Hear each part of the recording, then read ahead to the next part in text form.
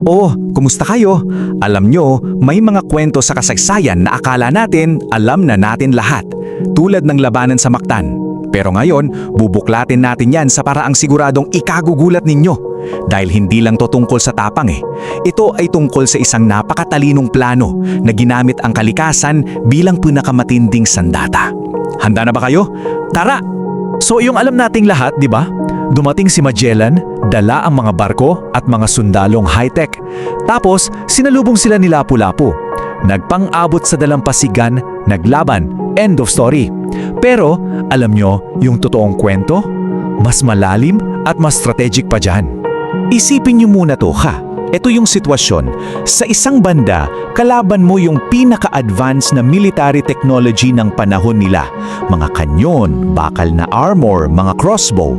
Tapos ikaw, ang meron ka lang kaalaman sa sarili mong lupa. Paano ka mananalo laban sa ganyan kalaking lamang? At dito nakasalalay ang lahat. Kasi ang tagumpay sa Mactan, hindi yan nakuha sa palakasan ng braso, nakuha yan sa talino. Isang malinaw na tagumpay ng isip laban sa bakal. Ang ibig sabihin nito, bago pa man magsimula yung aktwal na bakbakan, tapos na ang usapan, panalo na sila. Bakit? Kasi yung plano, napaka-perpekto na. Okay, so para maintindihan natin kung paano sila nanalo, tingnan muna natin kung paano natalo yung kalaban. At nagsimula ang lahat sa isang bagay, sobrang tiwala sa sarili. Tingnan nyo yung match-up.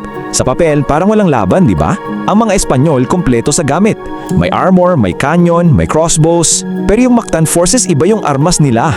Yung kaalaman nila sa bawat pulgada ng lupa at tubig, yung abilidad nilang gamitin ng kapaligiran, at syempre, yung puso na ipagtanggol ang sarili nilang tahanan. Mga bagay na hindi mo mabibili. At dito nagsimula ang kanilang pagbagsak. Dahil sa kayabangan, iniisip ni Magellan na kaya ko to mag-isa.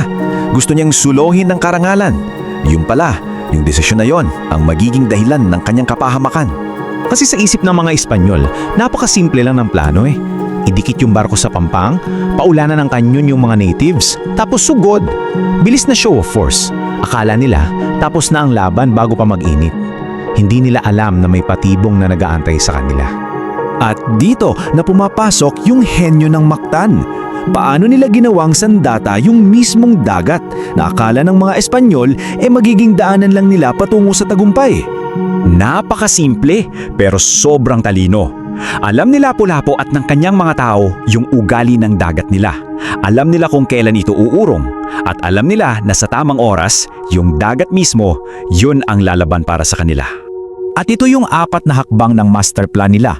Una, pain. Hayaan silang sumugod sa oras na mababaw ang tubig. Pangalawa, in-neutralize yung pinakamalakas nilang armas, yung kanyon. Dahil malayo ang mga barko, walang silbi yun. Pangatlo, pagurin sila.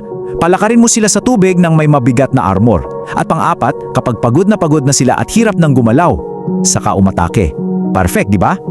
Okay, so tingnan natin kung paano to nangyari sa mismong araw ng labanan, kung paano yung plano ay naging isang napakabrutal na katotohanan para sa mga mananakop.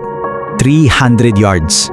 Grabe, para nyo na ring nilakad yung haba ng 3 football fields, pero sa tubig na hanggang tuhod o bawang, habang suot-suot mo yung mabigat na bakal na armor.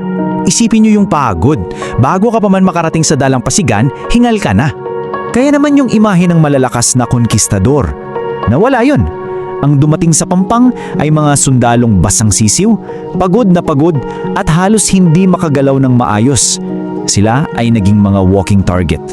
At habang hirap na hirap ang mga Espanyol, dito na pumasok yung galing ng mga mandirigma ni Lapu-Lapu. Mabilis, maliksi, at alam nila yung weakness ng armor, yung 20, hindi protektado. Kaya yun ang tinarget nila. Isang simple pero napaka-epektibong paraan para pabagsakin ng isang higanting naka-armor. So anong ibig sabihin ng lahat ng ito?